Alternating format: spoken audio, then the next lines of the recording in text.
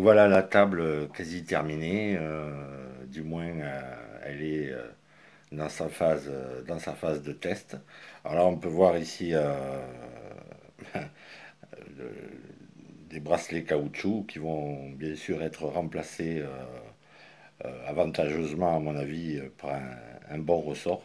Alors ça permet, le ressort permettra donc de bien tendre le clinquant. Alors j'ai pas utilisé vraiment du clinquant, j'ai utilisé une lame de scie à métaux. Je trouvais que c'était c'est tout aussi souple et c'est un poil plus costaud. Donc ça m'a bien plu. Après la grosse innovation sur cette table, eh ben, c'est que d'abord elle utilise un système en direct drive. Donc il n'y a pas de motoréducteur, il n'y a aucun engrenage, on est vraiment en direct drive. Et surtout elle utilise une vis à billes qui est juste, ça c'est juste le top en matière de transmission de mouvement. Ça devrait à mon avis donner des résultats bien plus sympathiques que la traditionnelle tige filetée inox avec écrou laiton ou bronze même. Euh, Ça devrait être bien meilleur. Alors pour ça donc on utilise donc ici il y a un moteur pas à pas. Alors c'est un moteur à pas mais pas très courant. C'est un 400 pas. Donc là déjà on a déjà une définition, une résolution bien améliorée. Et en plus de ça on utilise ici un driver en micro pas de 1/32e de pas. Donc on est vraiment sur une résolution très sympa.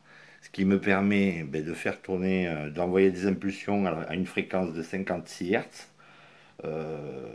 sans avoir peur de faire entrer la table en résonance.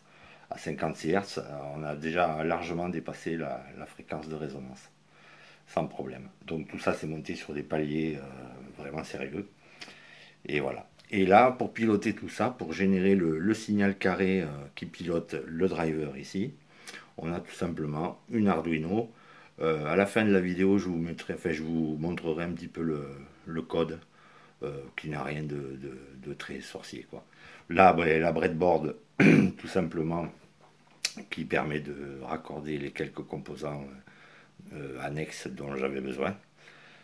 Donc ben là pour le moment il y a que deux LED qui marchent, celle qui indique qu'on est en vitesse sidérale et l'autre qui indique qu'on est en vitesse manuelle pour faire donc du lunaire, du planétaire, ce qu'on veut. Ici ce petit fil bleu là me permet de mettre le 0 volt sur les entrées d'autoguidage. Un coup, enfin je peux mettre là ici pour que la table aille plus vite ou de l'autre côté pour qu'elle ralentisse un peu. Alors là, je vais l'allumer tout simplement. Voilà, je ne sais pas si vous entendez le petit ronron du moteur. Alors ça tourne vraiment très lentement. Il faut vraiment que ça tourne lentement puisque la vis à billes a quand même pas de 5 mm comparé au pas de 1,5 mm qu'on a l'habitude de voir un peu partout. Ça, c'est c'est beaucoup plus grand. Donc il faut vraiment tourner très lentement. Alors il faut savoir qu'il y a des tests, j'ai fait des tests dans les pires conditions, c'est-à-dire en gros j'ai mis 30 kg sur la table et sans du tout les équilibrer. Et le moteur avale ça sans problème et en restant entier, quoi. Pas de problème. Donc là peut-être à la vidéo au niveau du son ça va peut-être s'entendre quand j'accélère.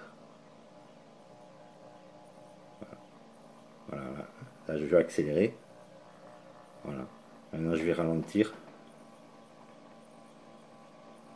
J'essaye de toucher le petit fil. Voilà. Normal. Accélérer. Voilà, tout simplement. Donc là ici j'ai ma LED qui m'indique que je suis en vitesse sidérale. Alors j'ai aussi un potentiomètre donc qui permet aussi de régler la vitesse quand je suis en manuel. Et voilà en gros ce qu'il fallait dire.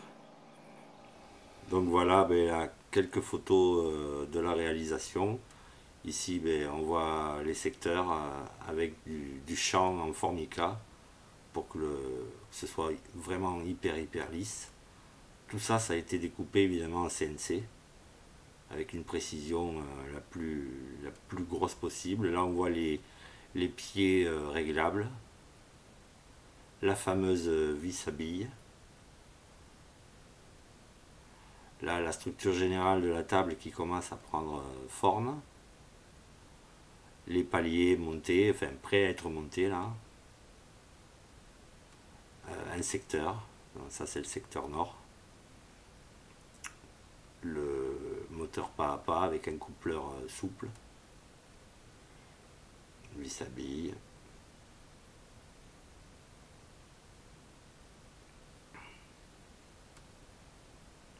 Là on aperçoit la lame de scie qui fait office de clinquant. Voilà, là, la table prête à être accordée au niveau électronique. Donc là j'ai vraiment fait une expérience avec 30 kg d'eau dessus, donc vraiment pas du tout équilibré, hein, pas du tout au centre de gravité, pour voir si le moteur avait vraiment de la force.